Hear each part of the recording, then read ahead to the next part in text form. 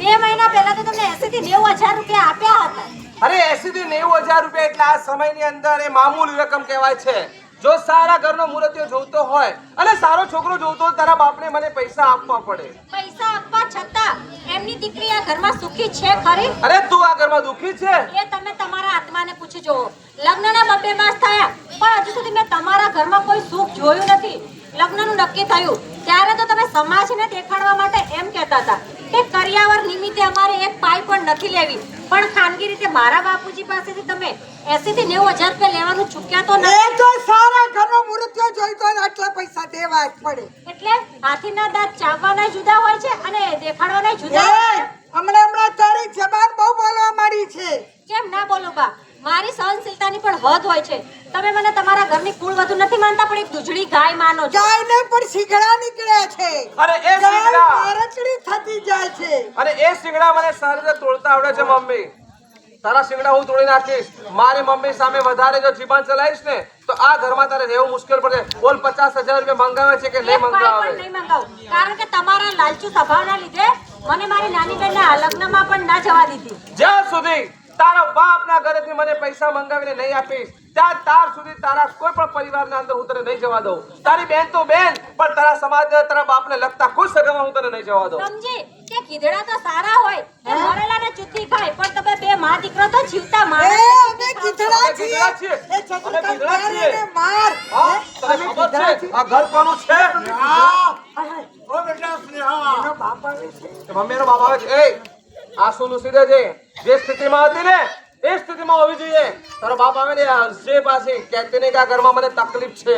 આ તને કીધું નગર પછી છે ને તારી હાલત હું ખરાબ કરી નાખીશ. જય શ્રી કૃષ્ણ. જય શ્રી જય શ્રી કૃષ્ણ. કૃષ્ણ સસરા, જય શ્રી એ કૃષ્ણ. કહેવાય અચાનક આવવાનું થયું. જુઓ ને તમે સ્નેહાને એની નાની બેનના લગ્નમાં ન મોકલી એટલે મને થયું કે ઘર કામ વધારે હશે એટલે નહીં આવી શક્યા હોય. હે જુઓને વેવાય અમે તો કહ્યું જા બેટા તારી બેનના ઘરે જા 50,000 ની જગ્યા 15,000 વાપરવાના લઈ જા.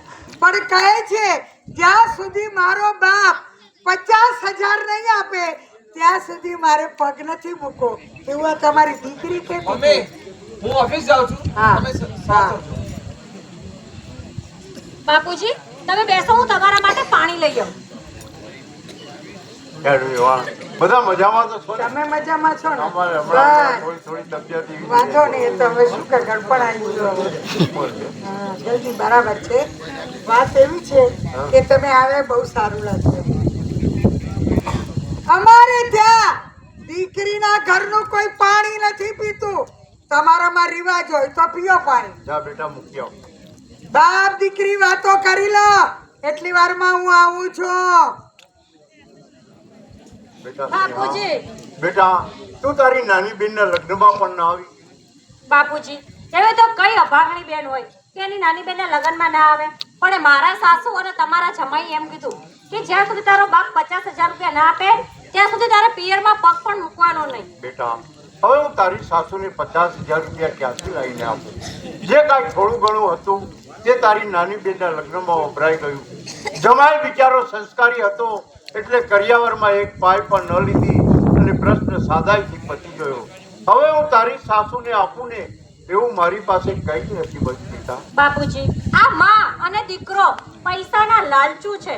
તમે જેમ જેમ પૈસા આપશો તેમ તેમ એમની લાલસા વધતી જશે. ચિંતા ના કરીશ બેટા, ભગવાન ઉપર વિશ્વાસ રાખ. હું તારી સાસુને સમજાવીશ અને નહીં હોય ને તો હું મારું ઘર વેચી દઈશ અથવા તો ગીરે મૂકી દઈશ. ના બાપુજી ના, મારા અભાગણીના લીધે તમે ઘર ના વેચતા. તમારા દીકરો તો છે નહીં કે ગડપણમાં તમને સાચવશે. તમે મકાન વેચશો તો પછી બાપુજી તમારું શું થશે? એની ચિંતા ન કરીશ. મેં તારી મરનાર માને વચન આપ્યું હતું કે તમને બંને બહેનોને સુખી જોઈ અને તમને સુખી જોવા માટે સમય આવશે ને તો હું મારો દેહ પણ વેચી ના નાખીશ બાપુજી, બેટા. ના. ચિંતા ના કરીશ. બાપ દીકરીએ વાત કરી લીધી. નારીના વિવાહ એ તો તમારા વખાણ કરતી હતી. બહુ વખાણ કરે છે, ખબર છે. આ જુઓ ને તમે લગ્નમાં તો ના આવ્યા એટલે તમારા માટે પેરામણી લાવ્યો છું અને જમાઈ માટે સૂપ પણ લાવ્યો છું. આ બધું ઠીક વેવાય પણ પેલું પૈસાની ટપાલ લખી હતી એનું શું? વિવાહ તમને ખબર છે કે મારી નાની બેનના લગ્ન હતા એમાં બધું જ વપરાઈ ગયું. હવે તમને આપી શકું એવું મારી પાસે કઈ જ નથી. કેમ તમારું ઘર તો છે ને? બસ બા બસ, હવે તો હદ થાય છે. બધાય વેવાની વાતમાં તને ના ખબર પડે. વેવાય કાન ખોલીને સાંભળી લો, પૂરા 50,000 જોઈશે. નહીં તો આને લઈ જાઓ, અમારે કઈ કામ નથી એવું. વેવાણ, આટલો બધો જુલ્મ ન કરો. થોડા દિવસની માટે ધીરજ ધરી જાઓ. હું તમને 20-25,000 એ રૂપિયા 20-25 નહીં, પૂરા 50,000 નહીં આપો ને મારા દીકરાને બીજે પરણાવી દઈ.